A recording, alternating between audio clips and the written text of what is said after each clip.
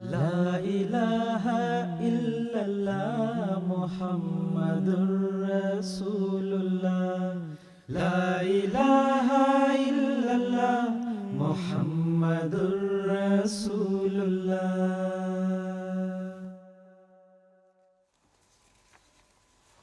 اعوذ باللہ من الشیطان الرجیم، بسم اللہ الرحمن الرحیم۔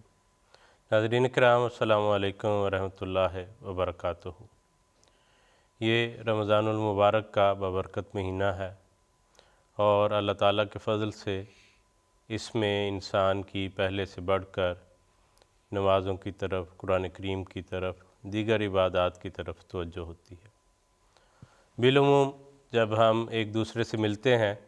تو اس وقت بھی یہ عام مشاہدے کی بات ہے، لوگ پوچھتے ہیں ایک دوسرے سے کہ رمضان کیسا جا رہا ہے، تو جواب ہوتا ہے کہ اچھا جا رہا ہے، ٹھیک گزر رہا ہے۔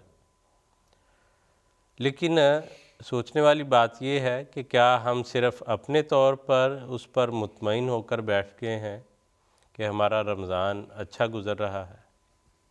یا اس کا معیار کیا ہو سکتا ہے جس سے ہمیں واقعی پتہ چلے کہ وہ رمضان حقیقتاً ہمارے لیے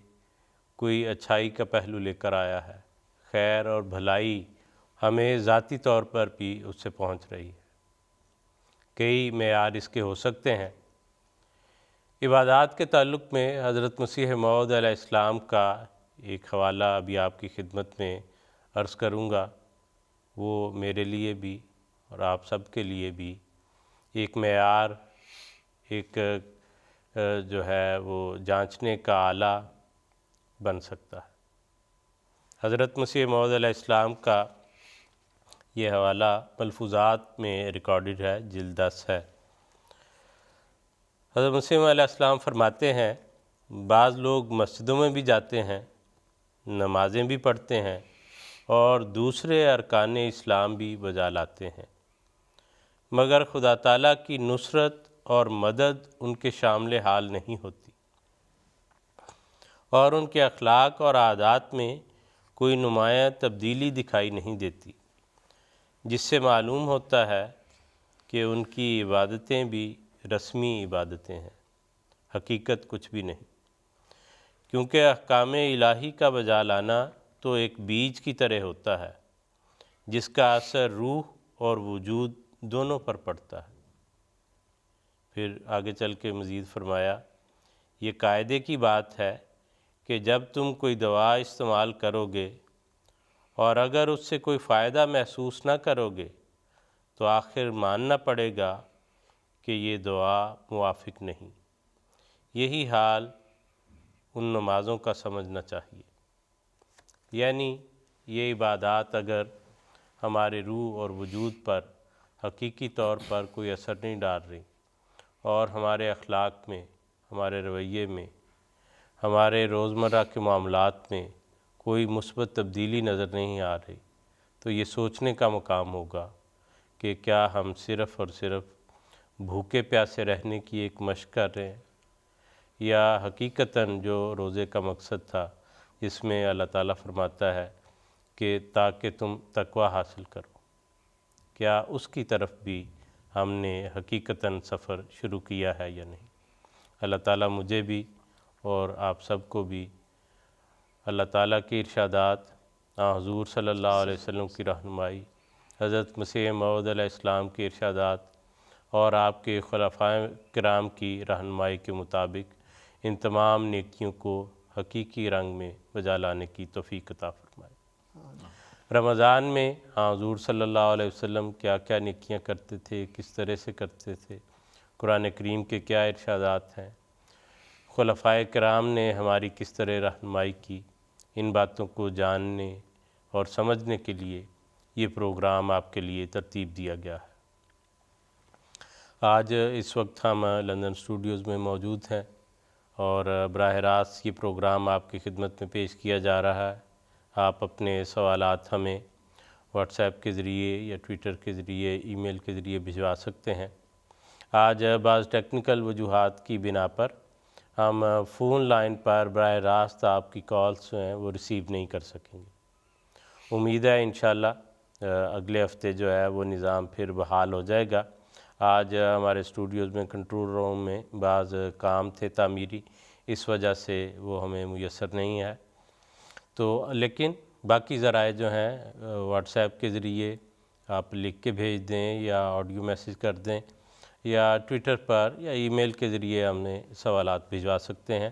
تو ہم علماء کرام کی خدمت میں پیش کر کے ان کے جوابات آپ کے سامنے رکھیں گے۔ آج کے اس پروگرام میں ہمارے ساتھ شریک گفتگو ہوں گے مکرم محترم مولانا ظہیر احمد خان صاحب اور مکرم محترم مولانا منصور احمد زیاد صاحب۔ آپ دونوں احباب کو خوش آمدید، اور سوالات کا سلسلہ جو ہے وہ شروع کرتے ہیں،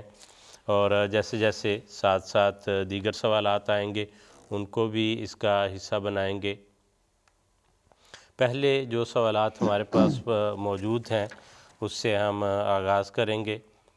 منصور صاحب، بشارت احمد صاحب نے مسجد فضل لندن سے یہ سوال ہمیں پوچھا تھا کہ نماز فجر کی اذان کے بعد عام طور پر 2 سنتیں ادا کی جاتی ہیں۔ سوال یہ ہے کہ اذان کے بعد اور سنتوں کی ادائیگی سے پہلے یا بعد میں کیا نفل بھی پڑھے جا سکتے ہیں؟ میں دونوں بزرگان سے شروع میں جو ہے وہ بتا دوں، ہمارے پاس کافی زیادہ سوالات ہیں، اور پروگرام ہمارا ایک یہ ہوگا، ایک اس سے اگلا جو ہے وہ آخری پروگرام ہوگا۔ چاہتے ہیں کہ وہ زیادہ سے زیادہ سوالات لے لیے جائیں۔ بعض ناظرین نے بھی دوبارہ پوچھا کہ جی ہمارے سوال کا جواب نہیں آیا تو کب آ جائے گا، تو میں چاہتا ہوں کہ جتنا جو ہے وہ لوگوں کو فائدہ اس سے پہنچ سکے، تو پلیز اگر آپ اختصار سے جی انشاءاللہ، جزاک اللہ۔ بسم اللہ الرحمن الرحیم۔ مختصراً تو یہ عرض ہے کہ حضرت مسیح موعود علیہ السلام کی خدمت میں بالکل بعینہ ہی یہی والا سوال پیش ہوا، تو حضور نے اس کے حوالے سے فرمایا کہ نماز فجر کی اذان کے بعد سورج نکلنے تک 2 رکعت سنت اور 2 رکعت فرض کے سوا اور کوئی نماز نہیں ہے۔ تو یہ حضور نے بڑا واضح بیان فرما دیا۔ اسی طرح حدیث میں بھی ملتا ہے کہ حضرت صلی اللہ علیہ وسلم نے فرمایا کہ فجر طلوع ہونے کے بعد سے سورج نکلنے تک سوائے 2 رکعت سنت اور 2 رکعت فرض کے اور کوئی نماز نہیں پڑھی جا سکتی۔ اصل میں بعض لوگ جو نہیں اٹھ سکتے، بعض اوقات میں نے دیکھا ہے مساجد میں جاتے ہیں اور وہ لمبی لمبی رکعات پڑھ رہے ہوتے ہیں، نوافل بھی پڑھ رہے ہوتے ہیں جب تک امام کے آنے میں وقت ہوتا ہے، تو یہ آن اسلم کے ارشاد کے خلاف ہے۔ جی ٹھیک ہے، جزاک اللہ منصور صاحب، بہت شکریہ۔ زہیر صاحب، یہ پوچھا کسی نے کہ اکثر کہا جاتا ہے کھجوریں طاق عدد میں کھانی چاہیے، یہ کس حد تک درست ہے؟ بسم اللہ الرحمن الرحیم۔ بخاری کی ایک حدیث ہے، اس میں یہ ذکر آتا ہے کہ حضور صلی اللہ علیہ وسلم جب عید الفطر کے لیے نکلا کرتے تھے تو کھجوریں تناول فرما کے جاتے تھے۔ اسی میں آگے حضرت انس بن مالک رضی اللہ تعالیٰ عنہ کا یہ بھی جملہ ہے کہ حضور جو طاق کھجوریں تھیں وہ کھانا پسند فرماتے تھے۔ اسی طرح بعض، یہ تو میں نے بتایا کہ صحیح بخاری کا ہے، بعض اور روایات میں، بعض احادیث کی کتب میں یہ روایت بھی موجود ہے کہ حضور صلی اللہ علیہ وسلم روزے کو طاق کھجوروں سے افطار کرنا زیادہ پسند فرماتے تھے، اور غالباً اس کے پیچھے وہ خدا تعالیٰ کی محبت ہے، کیونکہ حضور صلی اللہ علیہ وسلم صحیح مسلم نے اس روایت کو درج کیا ہے کہ صلی اللہ علیہ وسلم نے فرمایا ان اللہ وطر یحب الوطر، کہ اللہ تعالیٰ وطر ہے، طاق ہے، اور وہ طاق کو پسند کرتا ہے۔ چنانچہ حضور صلی اللہ علیہ وسلم کے روزمرہ کے جو اعمال اور افعال ہیں ان میں بھی ہم دیکھتے ہیں، اور جو حضور نے اپنی امت کے لیے جاری فرمائے، مثلاً وضو میں جو اعضاء ہیں وہ 3 دفعہ دھوئے جاتے ہیں، طاق ہے، اور اسی طرح نمازوں میں رکوع و سجود میں جو تسبیحات ہیں وہ بھی طاق ہیں۔ اگر ہم نمازوں کو دیکھیں تو فرض نمازیں اللہ تعالیٰ نے مغرب کے ذریعے طاق کر دیں، اور سنت اور نوافل کو وطر کے ذریعے طاق کر دی۔ تو یہ ساری چیزیں جو دراصل حضور صلی اللہ علیہ وسلم کا اللہ تعالیٰ سے جو ایک خاص تعلق اور محبت تھی، اس کی بنا پہ حضور یہ پسند کرتے تھے کہ آپ طاق چیز استعمال کریں۔ اس لیے یہ روایات جو ہیں اس لحاظ سے کوئی اس پہ اعتراض نہیں ہو سکتا کہ حضور صلی اللہ علیہ وسلم یہ جو روایت کے حضور صلی اللہ علیہ وسلم پسند فرماتے تھے کہ تناول روزے کو تاک کھجوروں سے افطار کریں، تو یہ ایک مسنون اور خوبصورت سنت ہے، کوئی حرج نہیں ہے کہ اگر تاک کھجوریں استعمال کی جائیں۔ جزاک اللہ زیر صاحب۔ ناظرین کرام، آڈیو میں جو بعض میسیجز یا سوالات آپ نے بھجوائے ان میں سے لیتے ہیں۔ ابھی کنٹرول روم سے ریکویسٹ کریں گے کہ آڈیو میسیجز میں سے پلے کر دیں پلیز۔ روزے میں بلڈ ٹیسٹ کرانے سے روزہ نہیں ٹوٹتا، یہ لاسٹ پروگرام میں آپ نے بتایا تھا، تو کیا الٹی سے پھر کیوں ٹوٹ جاتا ہے؟ منصور صاحب سوال آپ نے سن لیا۔ جزاک اللہ۔ اس میں الٹی سے بھی نہیں ٹوٹتا، کیا کرنے سے بھی نہیں ٹوٹتا، البتہ حدیث میں یہ ملتا ہے اگر کوئی جان بوجھ کے کیا کرتا ہے، اور بعض اوقات لوگوں کو یہ شوق ہوتا ہے کہ ہم یہ ظاہر کریں کہ ہم بڑے جفا کش ہیں، تو وہ کھانا کھایا ہوا نکال دیتے ہیں، اور یہ ظاہر کرنے کے لیے کہ بغیر کھائے بھی ہم بڑا لمبا عرصہ رہ سکتے ہیں، تو اس کی ممانعت بنیادی طور پہ کی گئی ہے۔ اسی لیے البتہ اگر کسی کو مثلا بیماری کی وجہ سے کیا آئی ہے، روزہ تو نہیں ٹوٹے گا، البتہ کمزوری اگر ہو جائے تو پھر وہ روزہ کھول سکتا ہے۔ اسی طرح بلڈ کا بھی ہے، اگر کوئی بلڈ دینے سے کسی کو کمزوری ہو جاتی ہے تو وہ روزہ کھول سکتا ہے، بلڈ دینے سے روزہ نہیں ٹوٹتا۔ اصول بڑا واضح ہے جو احادیث میں ہمیں ملتا ہے، حضرت ابن عباس رضی اللہ تعالیٰ عنہ نے بیان فرمایا کہ الفطر مما دخل ولیس مما خرج، کہ ہر اس چیز سے روزہ ٹوٹ جاتا ہے جو جسم میں داخل ہو جائے، البتہ جو جسم سے نکلتی ہے لیس مما خرج اس سے روزہ نہیں ٹوٹتا، چنانچہ اگر خون نکل جائے یا قے آ جائے تو اس سے روزہ نہیں ٹوٹتا۔ یہ ٹھیک ہے، جزاک اللہ۔ زیر صاحب ہم نے پچھلے پروگرام میں زکوٰۃ کے متعلق کچھ گفتگو کی تھی، کسی نے پوچھا ہے کہ موجودہ وقت میں نصاب زکوٰۃ کیا ہے؟ حضور صلی اللہ علیہ وسلم سے جو ثابت ہے، خاص طور پہ آج کل تو لوگ زیادہ پوچھتے ہیں سونے چاندی اور جو نقد ہے اس کا، جانوروں وغیرہ کے تو چونکہ وہ اس طرح نہیں ہیں، تو جو چاندی اور سونے کا نصاب حضور صلی اللہ علیہ وسلم سے ثابت ہے وہ 200 درہم چاندی ہے اور 20 مسکال سونا، اور 200 درہم چاندی جو ہے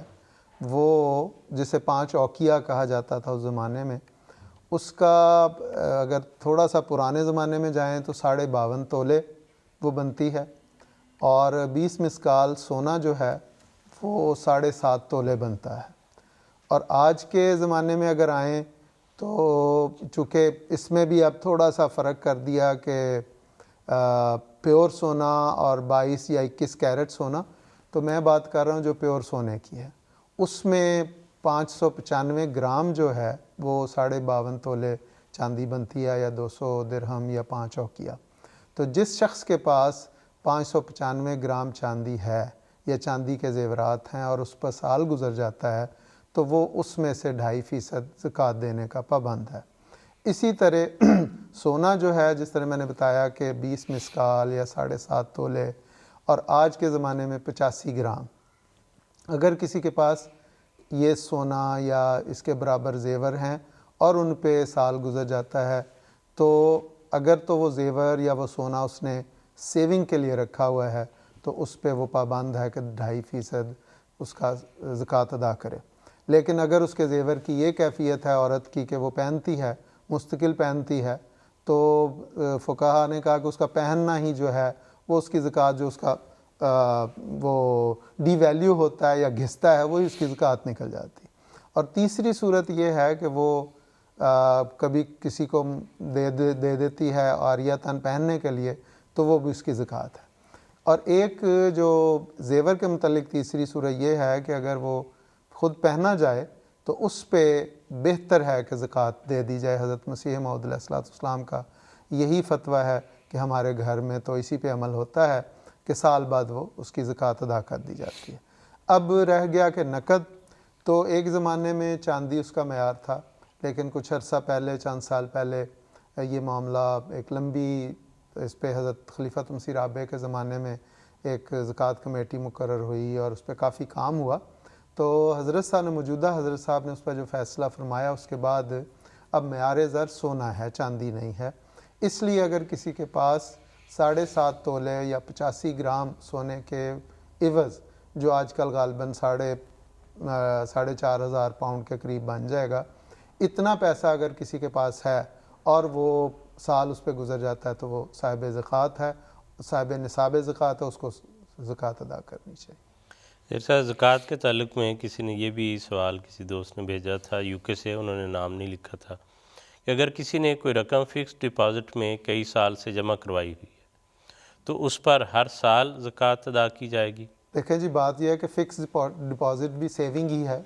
جو اس کی اصل زر ہے، اور جو ہر سال کے بغیر سال کے بعد جتنی بھی رقم وہ بنتی ہے اس پہ اگر وہ نصاب زکوٰۃ کے برابر ہے تو اس پہ وہ زکوٰۃ ادا کرے گا، کیونکہ وہ اس کے اختیار میں ہے، جب چاہے اسے کھلوا لے، اس نے سیونگ کے لیے اسے فکس کیا ہوا ہے۔ جی ٹھیک ہے، جزاک اللہ۔ منصور صاحب، اگلا سوال آپ کی خدمت میں عرض ہے۔ یہ سوال ہمیں بھیجا ہے نعیم اکرم باجوہ صاحب نے، مربی صاحب نے، اور انہوں نے نام لکھا ہے کہ محمد اکرم گجر صاحب نے یہ پوچھا ہے کہ اگر سحری کے ٹائم پہ نہ اٹھ سکیں اور صبح 6 بجے آنکھ کھلے تو روزے کی نیت ہو سکتی ہے؟ ایک دو اور سوالات بھی اس سے ملتے جلتے ہیں، وہ بھی ساتھ عرض کر دیتا ہوں۔ آصف زکریہ صاحب نے لائبیریا سے پوچھا تھا کیا سحری کھائے بغیر روزہ رکھا جا سکتا ہے؟ اور عبد الوہاب صاحب نے پاکستان سے، یہ ویسے تھوڑا سا مختلف، کہ سحری کا معین وقت کیا ہے؟ ٹھیک ہے، پہلے دو جو ہیں ان کو لے لیتے ہیں ابھی۔ بنیادی طور پر آن وسلم کا ارشاد یہ ہے کہ سحری کھانی چاہیے اور سحری کھانے میں برکت ہے۔ جان بوجھ کر سحری چھوڑنا وہ ہرگز اس کی اجازت بھی نہیں ہے، اور آن وسلم نے سخت ناپسند فرمایا۔ البتہ بعض اوقات یہ ہو سکتا ہے کہ آنکھ نہیں کھلی، لیٹ ہو گئے۔ اب یہ ہر ایک کی کیپیسٹی مختلف ہے، ہر ایک کی طاقت مختلف ہے۔ اگر وہ یہ سمجھتا ہے کہ میں سحری کھائے بغیر بھی اگر میں اپنے روزے کو کمپلیٹ کرنا چاہوں تو میں رات تک کر سکتا ہوں، تو اگر وہ اس نیت کے ساتھ رکھ لیتا ہے تو اس میں کوئی حرج نہیں۔ اگر وہ اس کو 8 پیرا روزہ کہتے ہیں، اگر 8 پیرا روزہ رکھ سکتا ہے تو رکھ لے وہ۔ لیکن اس کے باوجود اگر وہ کسی بھی موقع پہ یہ محسوس کرے کہ اب اس کی طاقت سے بڑھ چکا ہے تو اگر وہ کھولنا چاہے تو وہ کھول بھی سکتا ہے، اور اس کے بدلے میں پھر وہ روزہ بعد میں رکھ لے۔ لیکن یہ انڈیویجولی ہر ایک کو ہم دیکھیں گے، اس کا ایک اصول جو ہے وہ بیان نہیں کیا جا سکتا۔ البتہ جو دوسرا سوال تھا کہ جان بوجھ کر روزہ افطاری سحری جو ہے وہ نہ کی جائے، وہ ہرگز مناسب نہیں ہے، آن وسلم کے ارشاد کے خلاف ہے۔ اور آن وسلم نے فرمایا کہ ہمارے اور اہل کتاب کے روزوں کے درمیان فرق ہی صرف یہ ہے کہ ہم سحری کھایا کرتے ہیں۔ وہ لوگ یہ کیا کرتے تھے کہ افطاری کی اور اس کے بعد وہ سمجھتے تھے ہم نے افطاری کے بعد سے روزہ رکھ لیا، تو ساری رات بھی ان کا روزہ رہتا تھا اور اگلے دن تک بھی ان کا روزہ چلتا تھا، اور اگلے دن افطاری پہ کھولتے تھے وہ۔ تو آن وسلم نے فرمایا کہ ان کے خلاف کرنا ہے، ہم نے ان کے ساتھ نہیں کرنا، ہم نے سحری اور افطاری ضرور کرنی ہے۔ سحری کا معین وقت، سحری کا معین وقت جو ہے عام اور معتدل علاقوں میں سورج کے طلوع ہونے سے 1 گھنٹہ 20 منٹ سے لے کے 1 گھنٹہ 30 منٹ پہلے تک، جو طلوع فجر کہلاتا ہے، اس وقت تک سحری جو ہے وہ کھائی جا سکتی ہے۔ مثلا آج صبح ہی ہمارے علاقے میں، اسلام آباد والے علاقے میں یا اس کے ارد گرد، وہ سورج کا طلوع جو تھا وہ غالباً 6:49 پہ تھا، اور جو اس سے 1.5 گھنٹہ پہلے 4:19 پہ روزہ بند ہوا ہے، تو 4:19 تک وہ کھایا جا سکتا تھا، اور 5:49 تھا اس کا آج کا طلوع فجر، طلوع آفتاب، تو وہ اس حساب سے 1 گھنٹہ 20 سے 1 گھنٹہ 30 منٹ پہلے تک جو ہے وہ سحری کھائی جا سکتی ہے، اور اس کے بعد پھر نماز فجر کا وقت ہو جاتا ہے۔ جزاک اللہ۔ ابھی سحری کھانے کا یا سحری کھا کر ہی روزہ رکھنے کا ذکر ہو رہا تھا، مجھے مطالعہ کے دوران حضرت مسیح علیہ السلام کا ایک بہت خوبصورت، بہت دلچسپ حوالہ جو ہے وہ ملا، وہ میں چاہتا ہوں کہ ناظرین کے سامنے وہ ضرور رکھ دوں۔ محترمہ رسول بی بی بیوہ حافظ حامد علی صاحب بیان کرتی ہیں کہ بعض دفعہ مرزا نظام الدین کی طرف سے کوئی رذیل آدمی، یعنی کوئی گھٹیا آدمی، اس بات پر مقرر کر دیا جاتا تھا کہ وہ حضرت مسیح موعود علیہ السلام کو گالیاں دے، چنانچہ بعض دفعہ ایسا آدمی ساری رات گالیاں نکالتا رہتا تھا۔ آخر جب سحری کا وقت ہوتا تو حضرت جی دادی صاحبہ کو کہتے کہ اب اس کو کھانے کو کچھ دو، یہ تھک گیا ہوگا، اس کا گلا خشک ہو گیا ہوگا۔ میں حضرت جی کو کہتی کہ ایسے کم وقت کو کچھ نہیں دینا چاہیے، تو آپ فرماتے ہم اگر کوئی بدی کریں گے تو خدا دیکھتا ہے، ہماری طرف سے کوئی بات نہیں ہونی چاہیے۔ یہ ہے رمضان کا حقیقی درس کہ جو ساری رات گالیاں دیتا رہا اس کی ہمدردی جو ہے وہ بھی کر رہے ہیں، اس کے لیے بھی انتظام کر رہے ہیں۔ اور رمضان اپنے اندر خصوصی طور پر یہ درس رکھتا ہے کہ بنی نوع انسان کی ہمدردی کرنا، ان کا خیال رکھنا۔ اور ہمارے حضرت صاحب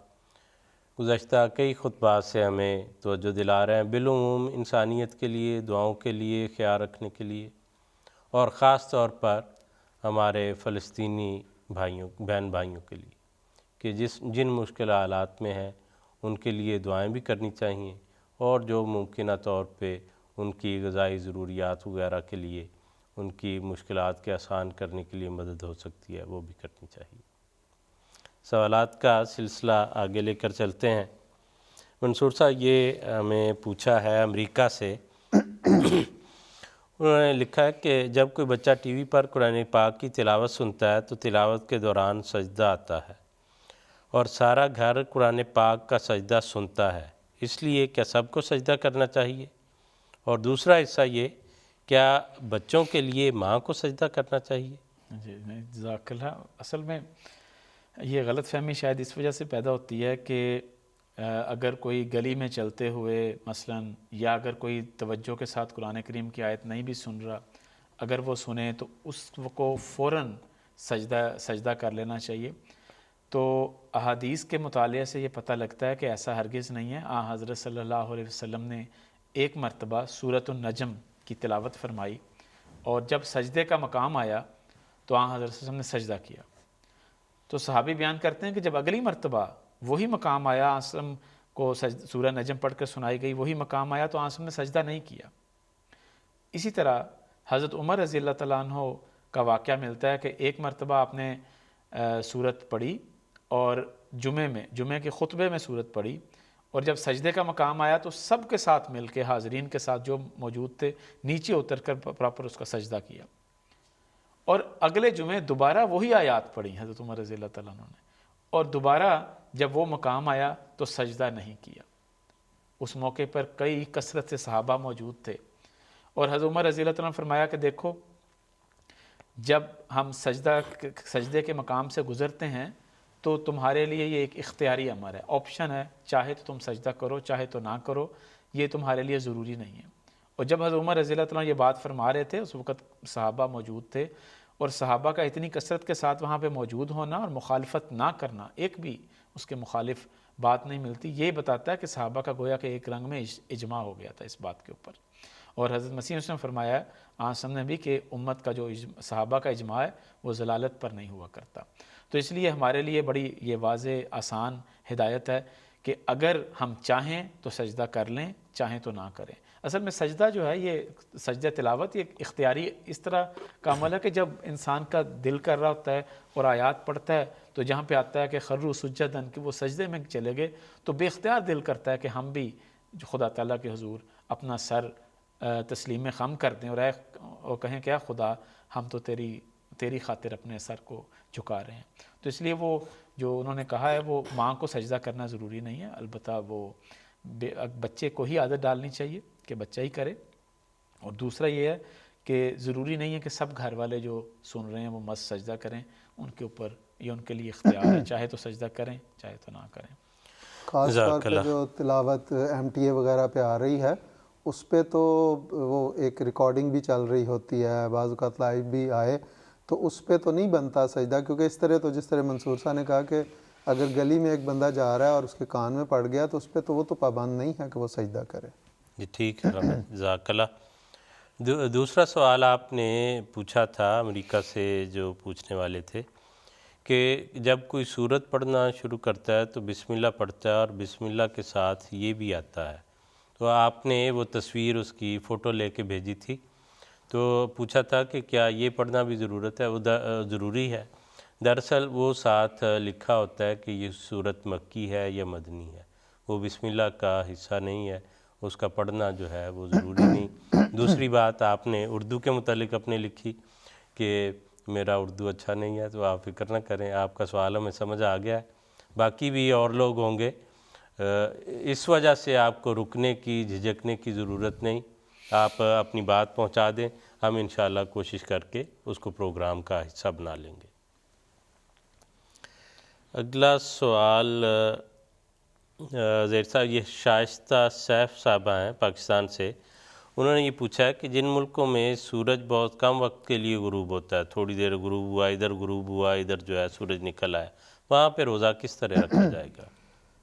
وہاں پہ اندازہ کیا جائے گا، اور یہ ہمارا یعنی اپنا ایک استدلال نہیں ہے، بلکہ حضور صلی اللہ علیہ وسلم کے صحابہ کے زمانے میں اور وسلم نے خود اس کی طرف ہمیں توجہ دلائی،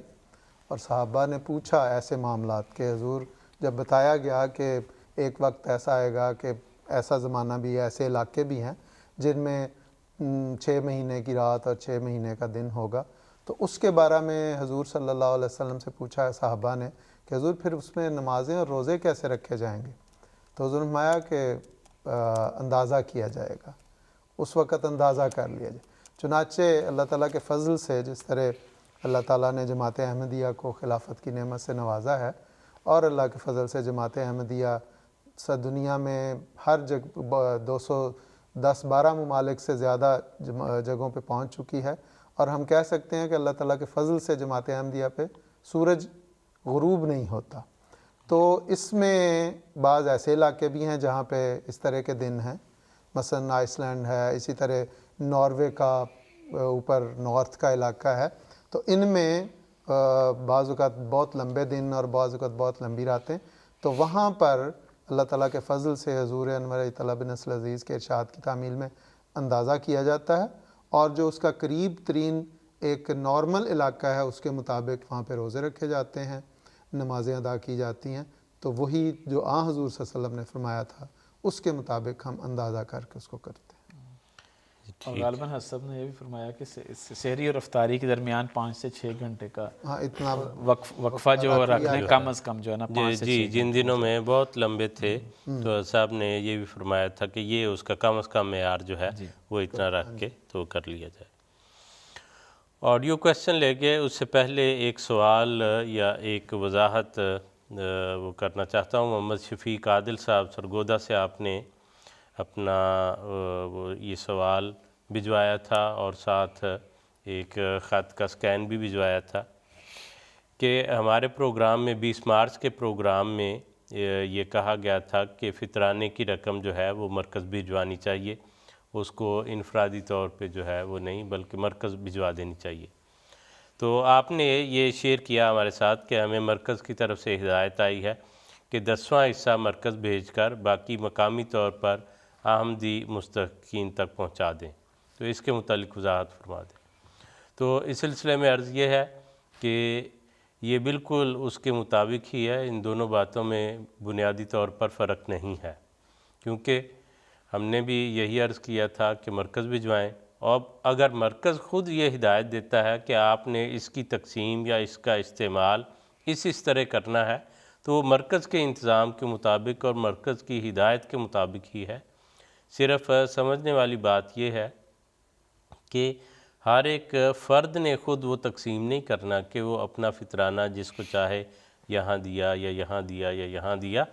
بلکہ وہ اکٹھا مرکزی طور پر ہوگا، پھر اس کی تقسیم وہ مقامی جماعت، وہ بھی ایک نظام ہے، وہ بھی مرکز کا حصہ ہے، مرکز کی طرف سے مقرر ہیں، ان کے نمائندے ہیں۔ اگر مرکز ان کو کہتا ہے کہ وہاں پر موجود احباب کی فلاح و بہبود کے لیے استعمال کریں، تو وہ بھی اس نظام کے تابع ہی آتا ہے، وہ اس سے ڈیفرنٹ نہیں ہے۔ اب جو آڈیو پر سوالات ہیں ان میں سے ایک سوال اس وقت لیں گے۔ جب نماز پڑھی جاتی ہے تو اس میں اگر آیت سجدہ تلاوت کی جائے تو اس موقع پر سجدہ کیسے کیا جائے گا؟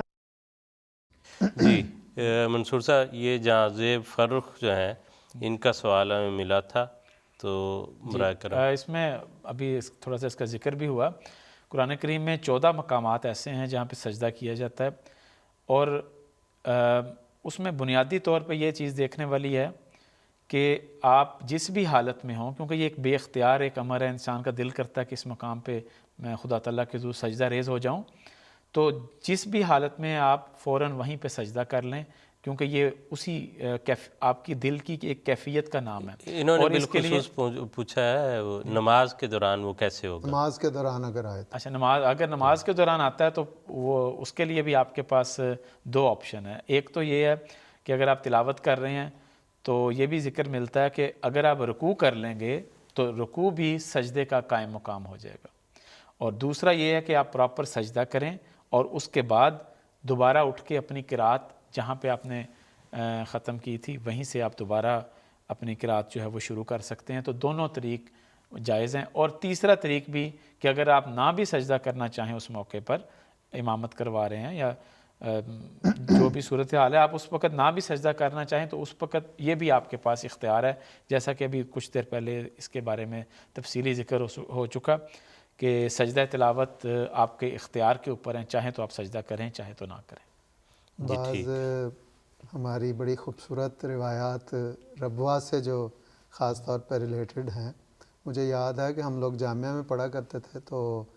حضرت صوفی غلام محمد صاحب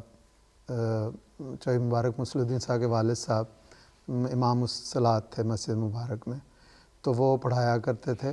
تو ہفتے میں ایک دن کم از کم ضرور ہوتا تھا جس میں وہ ایسی کوئی آیت پڑھتے تھے جس میں سجدہ آتا تھا، اور سجدہ کر کے سجدہ عام کیا جاتا تھا. اور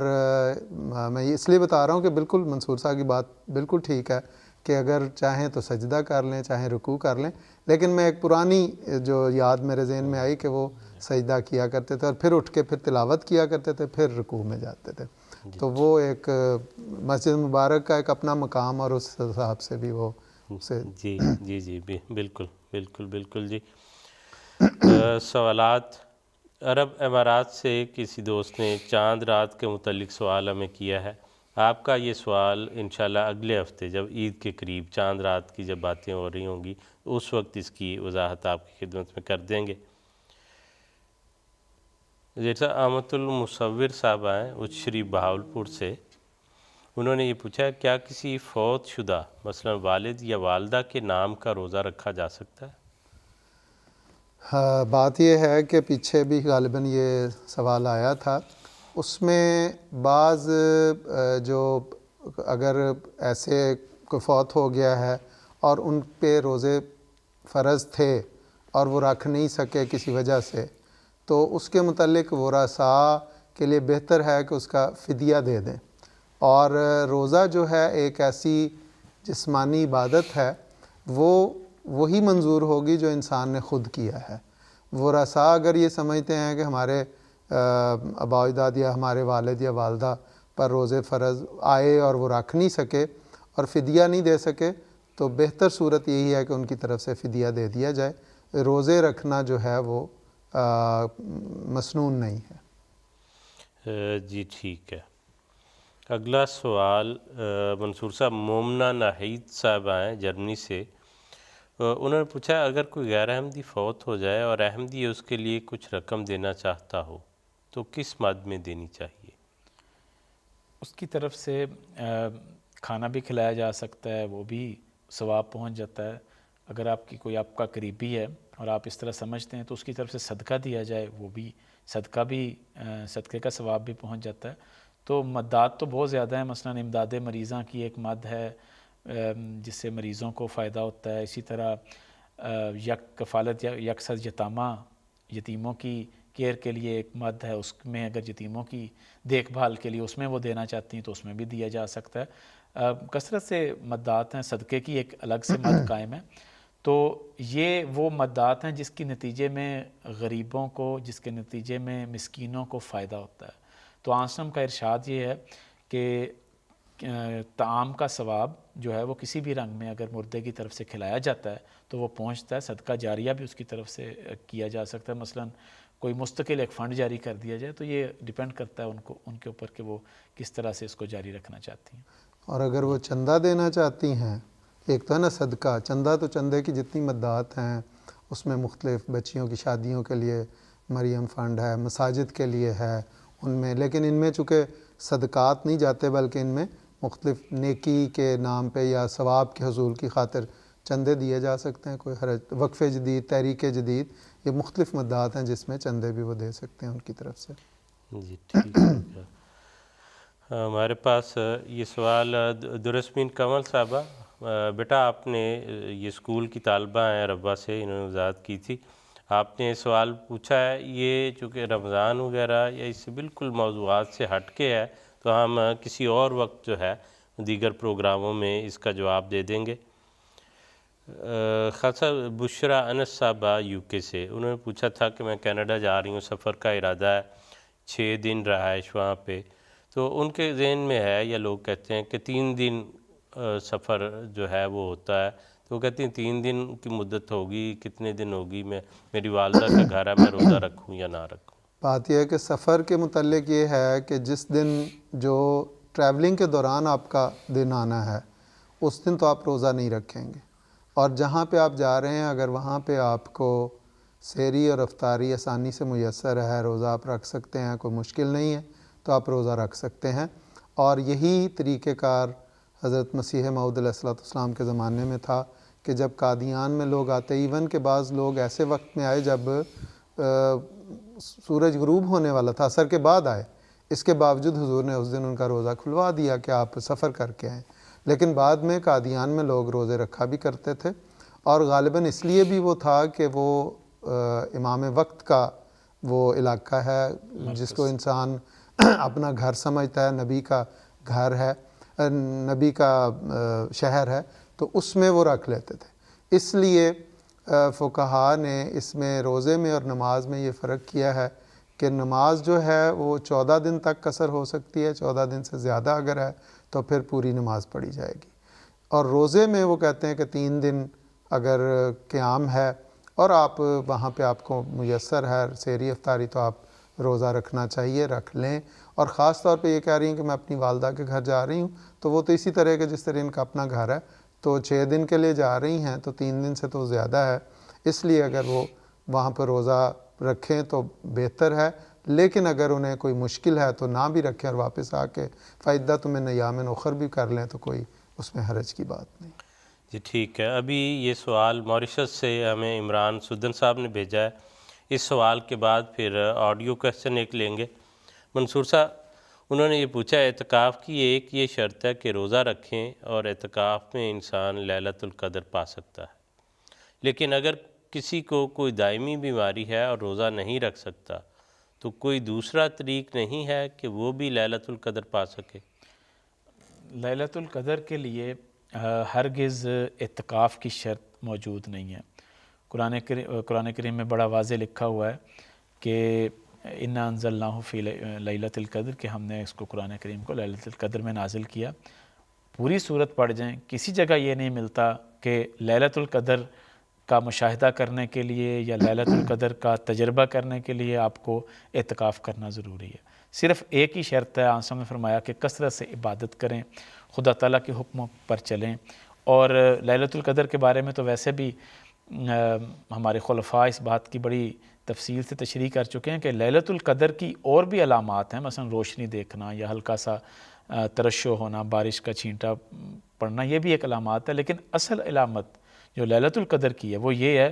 کہ اس کے بعد پھر آپ ہمیشہ کے لیے نیکیاں کرنے کے لیے آپ کا دل تیار ہو جاتا ہے، اور آپ کو وہ جو مشقت تھی نیکیاں کرنے کے لیے، وہ مشکل سے اب آپ نیکی نہیں کرتے، بلکہ آپ ایسے مقام پہ پہنچ جاتے ہیں کہ نیکیاں کرنا، صبح کے وقت اٹھنا، غریبوں کو صدقات دینا،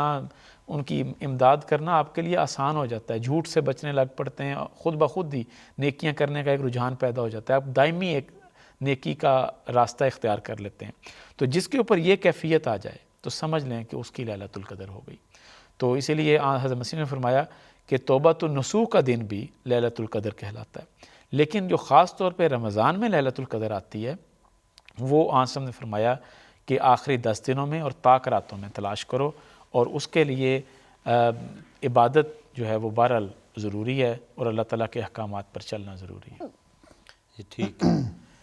مبشر بٹ صاحب آئرلینڈ سے، اسی طرح یوسف اشرف صاحب اسکاٹ لینڈ سے، آپ کے آڈیو میسیجز ہمیں مل گئے ہوئے ہیں، لیکن وہ ہمیں ایسے وقت میں ملے ہیں کہ ابھی ان کو فوری طور پہ پلے نہیں کیا جا سکے گا، اگلے ہفتے انشاءاللہ شامل کریں گے. ابھی جو پہلے ہمارے پاس تیار ہیں اس وقت، ان میں سے ایک آڈیو کویسچن لیں گے. حیض کے دوران چھوٹے ہوئے جو روزے ہوتے ہیں، اگر عورت عید کے فوراً بعد اس کو پورا کرنا چاہے شوال کے روزوں کے ساتھ ہی، یعنی شوال کے روزے نہ رکھے اور اپنے حیض کے روزے کی نیت کر کے اور وہ اپنے چھوٹے ہوئے روزے ان دنوں میں پورا کرنا چاہے، تو کیا وہ پورے کر سکتی ہے یا اس کو انتظار کرنا چاہیے کہ شوال کے روزے ختم ہو جائیں اور پھر اس کے بعد وہ اپنے چھوٹے ہوئے روزے جو ہے وہ پورے کرے؟ کوئی حرج نہیں ہے اگر وہ اس نیت کے ساتھ کہ میں رمضان کے روزے پہلے پورے کر لوں اور وہ شوال کے روزوں کے دوران رکھنا چاہتی ہے اپنے وہ فرض روزے جو چھوٹ گئے ہیں ایام مخصوصہ کی وجہ سے، تو کوئی حرج کی بات نہیں. لیکن جو ازواج مطہرات کا طریق یا سنت ہے وہ یہی ہے، حضرت عائشہ رضی اللہ تعالیٰ عنہ بیان کرتی ہیں کہ ہم رمضان کے روزے بھی رکھا کرتی تھے، اس کے بعد شوال کے روزے بھی رکھتی تھی، اور رمضان کے جو چھوٹ جاتے تھے وہ عموماً ہم اگلے رمضان سے پہلے جب شعبان آتا تھا جس میں حضور کثرت سے روزے رکھا کرتے تھے، اس میں ہم وہ بھی روزے رکھ لیا کرتی تھی. لیکن یہ اسی صورت میں ہے کہ اگر کوئی عورت یہ سوچے کہ یا خیال کرے یا اس کی ارادہ ہو یا نیت ہو کہ میں شوال کے روزے بھی رکھوں، لیکن اگر کسی کو یہ ہو کہ میں پہلے اپنے رمضان کے روزے پورے کر لوں تو کوئی حرج کی بات نہیں ہے. دونوں طریق ہیں، جس طریق کو بھی وہ چاہے اختیار کر سکتے. زیر صاحب ولید احمد برہان ہیں لودھرا سے، انہوں نے پوچھا کہ ایک جو ملتا جلتا شوال سے، کیا عید کے دن شوال کا روزہ رکھا جا سکتا ہے؟ جی نہیں، بالکل نہیں، کیونکہ حضور صلی اللہ علیہ وسلم نے سختی سے منع فرمایا، اور بعض دنوں کے متعلق حضور نے فرمایا کہ یہ ہمارے کھانے پینے کے دن ہیں، خوشی منانے کے دن ہیں، اس دن روزہ نہیں رکھنا. نہ عید الفطر والے دن، نہ عید الاضحیٰ. عید الاضحیٰ کے متعلق بعض لوگوں کا اسے روزہ کہہ دیتے ہیں. وہ وسلم کی ایک سنت تھی کہ عید الفطر پہ حضور عید پر جانے سے پہلے کچھ میٹھا، کوئی کھجوریں کھا کے جاتے تھے، لیکن عید الاضحیٰ پہ حضور کی عموماً سنت یہ تھی کہ واپس آ کے جب قربانی کرتے تو اس کے گوشت سے کھانے کا پہلا جو تناول فرماتے، اس لیے اسے بعض جگہوں پہ افطار کا لفظ اس کے لیے استعمال ہو گیا.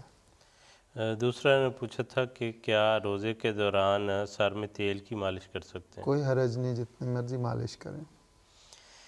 ٹھیک ہے جی. منصور صاحب عفان کمال صاحب ہیں ماڈرن لندن سے، انہوں نے پوچھا ہے ایک غیر احمدی مولوی صاحب کہہ رہے تھے کہ دعائے افطار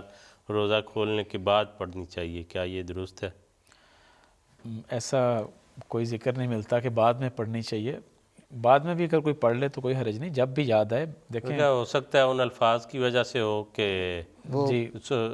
اللہم انی لک صمت، میں نے روزہ رکھا، وافطرت علی رزقک، اس میں میں نے افطاری کر لی. یہ عربی کی زبان ہے، اور عربی زبان میں یہ دونوں احتمالات، دونوں چیزیں موجود ہوتی ہیں کہ مستقبل کا بھی بعض اوقات ماضی کے صیغے میں ذکر کر دیا جاتا ہے. تو وہ اس بنیاد کے اوپر یہ کہنا اور اس بات کے اوپر زور دینا کہ لازماً پہلے کچھ کھایا جائے اور بعد میں اس دعا کو پڑھا جائے، یہ ہرگز درست نہیں ہے. کیونکہ قرآن کریم میں اس کی بڑی مثالیں ملتی ہیں کہ مثلا قیامت کے دن کا ذکر ہے اور اس سے پہلے آ جائے گا ماضی کے صیغے میں ساری باتیں چل رہی ہیں. تو بعض اوقات آئندہ کی باتیں ماضی کے صیغے میں بیان کی جاتی ہیں، اس میں کوئی حرج والی بات نہیں ہے. اصل میں تو سختی نہیں ہے، پہلے بھی پڑھی جا سکتی، بعد میں بھی پڑھنا چاہے تو پڑھ لے، دونوں میں کوئی حرج کی بات نہیں. جب کھانا کھانے کی دعا ملتی ہے حدیث میں کہ آپ کوشش کریں کہ کھانے سے پہلے بسم اللہ پڑھیں. اگر نہ پڑھ سکیں، درمیان میں یاد آئے تو آپ پڑھ لیں بسم اللہ اولہ و آخرہ، کہ شروع میں بھی بسم اللہ اور آخر میں بھی بسم اللہ. تو دونوں طریقے ملتے ہیں. یہ تو اس لحاظ سے بڑا ثابت کرتا ہے کہ پہلے پڑھنی چاہیے، کیونکہ حضور نے فرمایا کہ اگر جیسے منصور صاحب نے کہا کہ اگر بھول گیا ہے تو تب یہ پڑھے، تو کھانا شروع کرنے سے پہلے. بلکہ وہ ایک بچے کو حضور نے غالباً نام مجھے بھول گیا، وہ کہتے ہیں کہ میں حضور کی گود میں بیٹھا ہوا تھا اور کھانا کھا رہا تھا تو میرا ہاتھ پلیٹ میں کبھی ادھر کدھر صحافت ہے، تو حضور نے فرمایا یا غلام سم اللہ وکل بے یمینے کا وکل مما یلی کا، کہ اللہ کا نام لے کر کھا اور دانے ہاتھ سے کھا اور اپنے سامنے سے کھا۔ جی بالکل بالکل۔ درصل یہ سوال ہمیں صدر صاحب لجنہ کراچی نے بھجوایا تھا۔ دراصل انہوں نے ایک ہمارے پروگرام کا حوالہ دیا تھا جس میں یہ ذکر تھا کہ قرآن کریم پڑھانے والے لوگ جو مقرر ہوں ان کو گزارے کے لیے کچھ دینا جو ہے وہ منع نہیں ہے۔ اور پھر انہوں نے ایک سرکولر بھجوایا جس میں حضور انور عید اللہ تعالیٰ بن نصر العزیز کی طرف سے یہ ارشاد تھا جماعتوں میں کہ قرآن پڑھانے کا جماعت کو انتظام کرنا چاہیے، جو لوگ انفرادی طور پہ پڑھا کے اس کا معاوضہ لے رہے ہیں یہ درست نہیں ہے۔ تو وہ چاہتی ہیں کہ ان دونوں باتوں کی وضاحت وہ پہلے جو غالباً بات ہوئی تھی اس وقت کوئی ایسی ہدایت حضرت صاحب کی طرف سے نہیں تھی، اور اس پروگرام میں مجھے یاد ہے غالباً یہ ہم نے تھا کہ قرآن کریم کا معاوضہ لینا تو قرآن نے پسند نہیں کیا، اور قرآن کریم کہتا ہے کہ اس کے آیات کے بدلے میں تم تھوڑی قیمت نہ لو، تو وہ قیمت لینا پسندیدہ نہیں ہے، اسی لیے وہ لوگ پڑھاتے ہیں، فری آف کاسٹ پڑھاتے ہیں۔ لیکن جس طرح بچے پڑھتے ہیں تو بعض والدین اس خوشی میں کچھ مٹھائی یا کوئی ایسی چیز دے دیتے ہیں، تو وہ ایک ہدیہ اور نذرانہ ہے، اور ہدیہ اور نذرانے میں کوئی ممانعت نہیں ہے۔ اور حضرت صاحب نے جو ارشاد فرمایا اس میں بھی معاوضے کا ہی ذکر ہے کہ لوگ پڑھاتے ہیں اور معاوضہ لیتے ہیں، اس کو منع کیا ہے۔ تو دونوں میں کوئی اس تضاد نہیں ہے۔ ایک بات تو یہ ہے کہ اس وقت حضرت صاحب کا کوئی ہمیں ارشاد نہیں تھا، بعد میں جب یہ پھیلی یعنی کہنا چاہیے کہ آہستہ آہستہ یہ عادت بنتی گئی کہ لوگ خود نہیں پڑھاتے یا جماعت والوں سے نہیں پڑھواتے، اور ایسے ایک پروفیشنل جو ٹیچرز تھے وہ مختلف دنیا میں آن لائن یا اس طرح مختلف جو مواصلاتی ذرائع ان کے ذریعے انہوں نے پڑھانا شروع کیا، اور اچھی بھلی فیسیں لیتے تھے جس سے اسکول ٹیوشن لیتے ہیں۔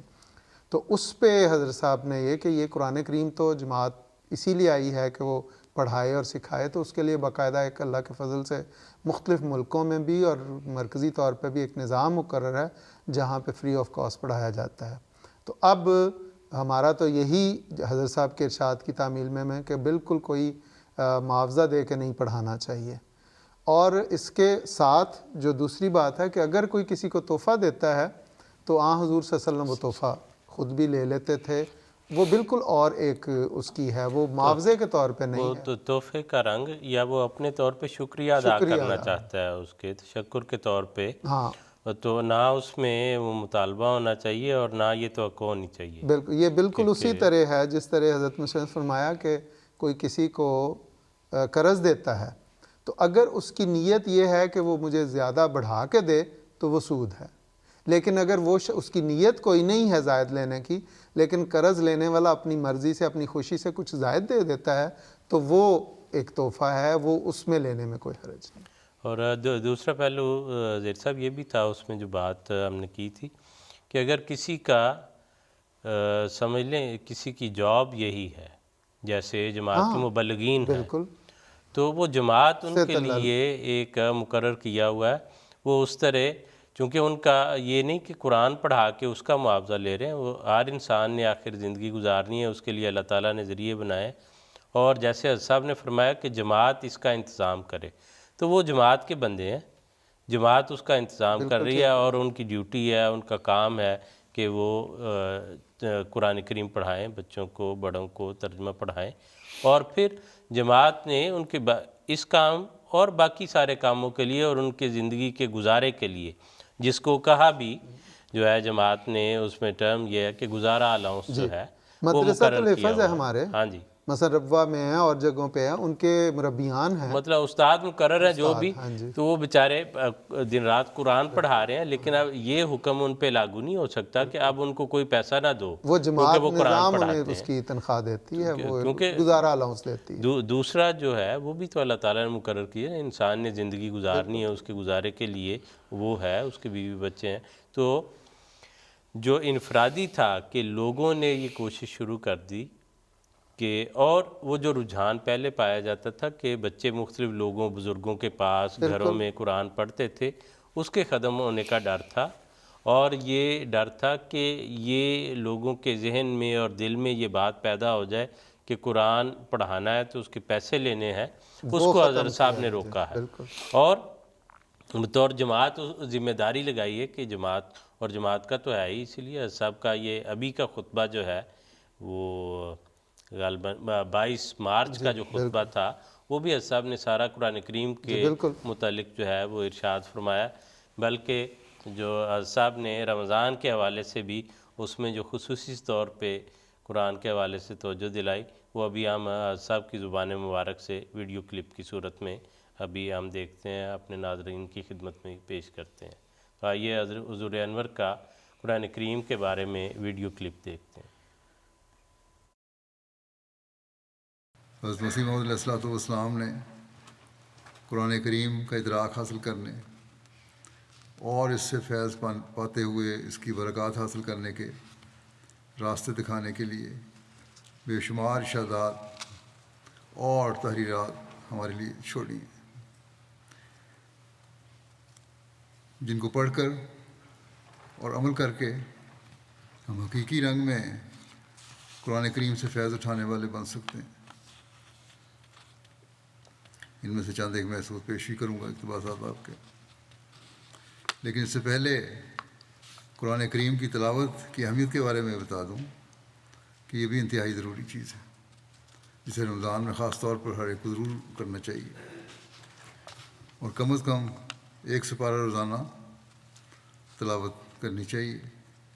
تاکہ رمضان میں قرآن کریم کا ایک دور مکمل ہو جائے۔ حضرت جبرائیل علیہ السلام حضرت صلی اللہ علیہ وسلم کو رمضان میں نازل شدہ قرآن کریم کا ایک دور مکمل کروایا کرتے تھے،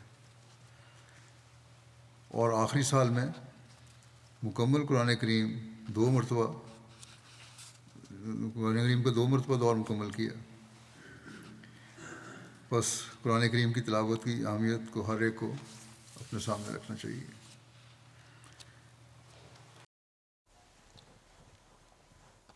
تو یہ جماعت کی وہ تعلیمات ہیں، حضرت علیہ السلام کے ارشادات حضور انور نے پیش فرمائے، اور حضرت صاحب نے رمضان کے حوالے سے ہمیں خصوصی طور پر یہ توجہ دلائی۔ تو جماعت کا تو دن رات یہی ہے کہ خدمت قرآن جو ہے جس طریقے سے بھی ہو سکتی ہے وہ کی جائے۔ وہ جو بات آپ نے کی نا کہ ایک رجحان، ایک رواج تھا، پہلے خواتین پڑھایا کرتی تھی، لوگ پڑھایا کرتے تھے، پورے محلے کے بچے اکٹھے ہوئے ہوتے تھے، اور حضرت صاحب بعض اوقات جنازہ پڑھاتے ہیں اور اس میں ذکر ہوتا ہے کہ اس خاتون نے کئی ہزار بچوں کو قرآن کریم پڑھایا، وہ فری آف کاسٹ تھا، وہ رواج، وہ بڑا خوبصورت ایک رواج تھا، وہ ختم ہو رہا تھا، تو اس کی طرف بھی توجہ دلانے کے لیے یہ سارے احکامات ہیں حضور کے۔ جی بالکل بالکل۔ ابھی آڈیو پر جو سوالات ہیں ان میں سے ایک سوال لیں گے، اس پر بات کریں گے انشاءاللہ۔ میرا سوال یہ ہے کہ اگر کسی کے فرض روزے رہتے ہوں گزشتہ سال کے اور وہ نفلی روزے بھی رکھنا چاہ رہا ہو، تو کیا پہلے اس کو فرض روزے رکھنے چاہیے یا نفلی روزے بھی ساتھ رکھ سکتے ہیں، اور جو بھی وہ روزہ رکھے گا تو کیا وہ نفلی شمار ہوں گے یا پہلے فرض میں پورے ہوں گے؟ تو اس کی ذرا وضاحت فرما دیں۔ جی زید صاحب۔ سیم صاحب، جو نیت ہوگی وہی اس کا نتیجہ نکلے گا۔ اگر ان کی نیت یہ ہے کہ میں جو میرے روزے رہ گئے ہیں میں ان کو پورا کر رہا ہوں اور اس نیت کے ساتھ وہ روزے رکھ رہے ہیں تو وہ روزے شمار ہوں گے، لیکن اگر کسی کے فرض روزے رہ گئے ہوں تو کیا وہ سوال ان کا یہ ہے کہ کیا وہ نفلی روزے رکھ سکتا ہے؟ بالکل رکھ سکتا ہے، اور کیونکہ جو فرض روزے ہیں رمضان کے روزے ان کو پورا کرنے کے لیے پورا سال یا 11 مہینے باقی ہیں، اگلے رمضان سے پہلے پہلے وہ رکھے جا سکتے ہیں۔ تو اگر کوئی شخص اس کے لیے یہ سوچے کہ میں فلاں وقت میں رکھ لوں گا اور اس سے پہلے وہ نفلی روزے رکھنا چاہے، مثلا حضور صلی اللہ علیہ وسلم ہر مہینے کی یا ہر ہفتے جمعرات اور سوموار کا روزہ رکھتے تھے، اسی طرح ہر مہینے کے ایام 20، 13، 14 اور 15 کا روزہ رکھتے تھے جو چاند کی رات ہوتی ہے۔ تو ازواج مطہرات بھی اس میں حضور کے ساتھ وہ روزے نفلی رکھا کرتی تھی، لیکن اپنے فرض روزے جس طرح میں نے پہلے بھی بیان کیا کہ حضرت عائشہ رضی اللہ تعالیٰ عنہ بیان کرتی ہیں کہ ہم اپنے فرض روزے جو ہیں وہ عموماً شعبان میں جا کے پورے کر لیا کرتی تھی۔ منصور صاحب، اگر کوئی شخص بوجہ بیماری روزے نہیں رکھ سکتا تو کیا وہ اعتکاف بیٹھ سکتا ہے؟ اعتکاف کے لیے روزے رکھنا ضروری ہے، چنانچہ حضرت عائشہ رضی اللہ تعالیٰ عنہ بیان کرتی ہیں کہ سنت یہ تھی کہ لا اعتکاف الا بصوم، روزے رکھے بغیر اعتکاف نہیں۔ البتہ اگر ویسے کوئی عبادت کی غرض سے بیٹھنا چاہتا ہے تو اسے عبادت کا ثواب تو ملے گا، لیکن اس کا مسنون اعتکاف شمار نہیں ہوگا۔ کسی مجبوری کی صورت میں اعتکاف گھر میں کریں تو صرف جمعہ پڑھنے دوسری جگہ جایا جا سکتا ہے؟ جی جایا جا سکتا ہے، خاص طور پہ خواتین اگر گھر میں بیٹھی ہیں اور ایسی جگہ پہ جہاں پر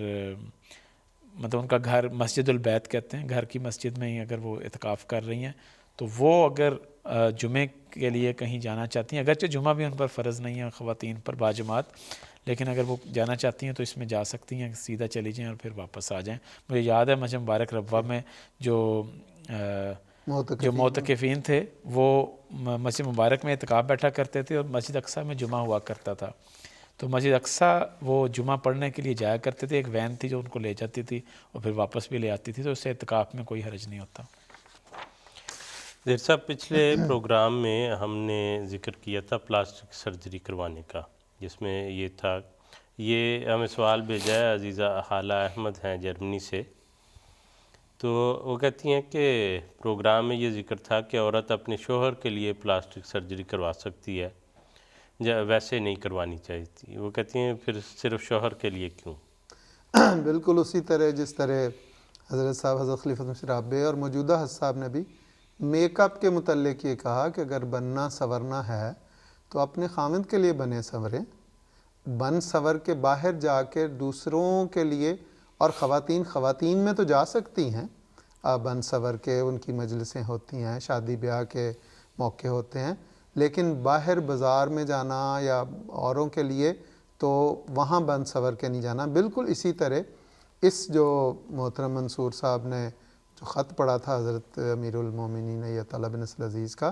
اس میں یہ واضح ہدایت تھی کہ اگر اس نے کچھ بننا سنورنا ہے، اچھا خوبصورت ہونا ہے، تو خاوند کی رضامندی کے ساتھ خاوند کے لیے کرے، دوسروں کے لیے تو اس میں کوئی فائدہ نہیں ہے، کیونکہ دوسروں کے سامنے تو اپنی نمائش اور اپنی خوبصورتی کی نمائش کرنا ویسے ہی ممانعت ہے اسلام میں، دین میں، اس لیے اس سے منع کیا۔ قرآن وَلَا يُبْدِينَ زِینَتَهُنَّ إِلَّا لِبُعُولَتِهُنَّ کہ قرآن کریم کی یہ واضح ہدایت ہے کہ اپنی زینت جو ہے اپنے شوہر کے علاوہ جو ہے یا پھر محرم رشتہ دار ہیں ان کا ذکر ہوا جو ظاہر ہے وہاں ساتھ رہتے ہیں،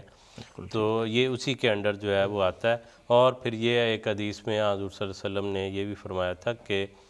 رشتے سے پہلے ہی مثلاً کہ تمہاری بات ہو کسی جا کے دیکھو تاکہ تمہیں جو اس ایسی چیز کوئی نظر آئے جو رشتے کی طرف راغب کرے، تو میاں بیوی کے آپس کے محبت پیار کے تعلق کے لیے ایک دوسرے کے لیے بننا سنورنا،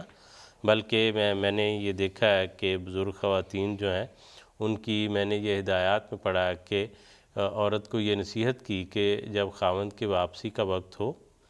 تو تیار ہو کے صاف ستھرے طریقے سے جو ہے اس کا استقبال کرنا چاہیے، وگرنہ یہ چیزیں ایک دوسرے کے تعلقات کو دور کرنے یا خراب کرنے والی ہوتی ہیں۔ بالکل